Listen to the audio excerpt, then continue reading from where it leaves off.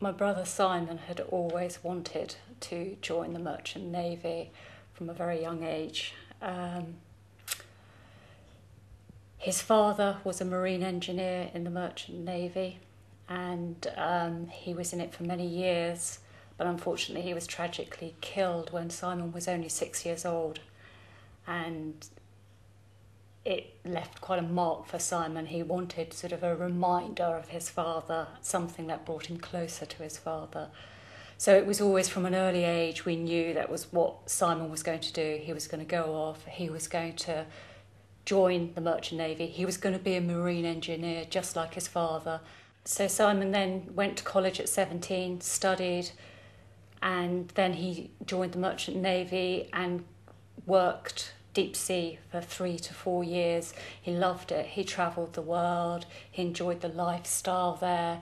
But after a certain amount of time, he realised he wanted to come back and settle, but continue working on ships, which was his love. So what he did is he came back home, which was cross-channel port, and he got a job on the cross-channel ferries.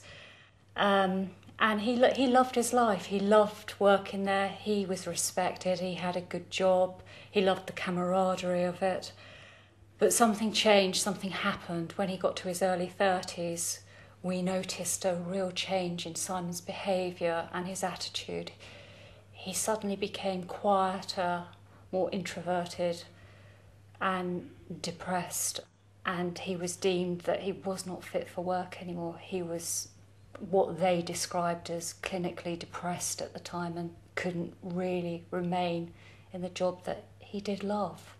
And unfortunately, after 14 years, he was pensioned out of the Merchant Navy, and that was so sad to see. He lost contact with a lot of his old friends.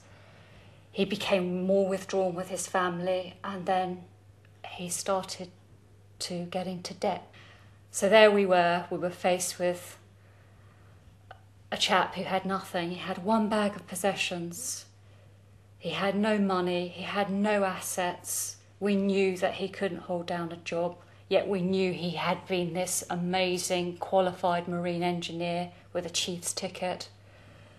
And his life had just unravelled, and we couldn't understand why, just the label clinical depression. And now he had a permanent physical disability. And it was just such a turning point in Simon's life to find Care Ashore, because instantly they seemed to understand the problems and they seemed to understand the issues that Simon were going through and the kind of support he was going to need. But after a while it became clear that Care Ashore was more than just a stopgap. They were a place that could offer something longer term. The environment, the staff support seemed to offer the right balance of support, yet kind of self-sufficiency and independence for the individual. So within a few months, he got his own place. He had the kind of safety and security we hadn't seen for years. And they let him get on with his life, but they helped him through the difficult times. They pulled him from having no home, from being constantly depressed, from being in debt. Yeah, I know that without Seafarers UK and all the charities and maritime charities that they support, I certainly wouldn't have been celebrating Simon's 50th birthday today. He would not have had this second chance to rebuild his life. And I know Simon is just one of many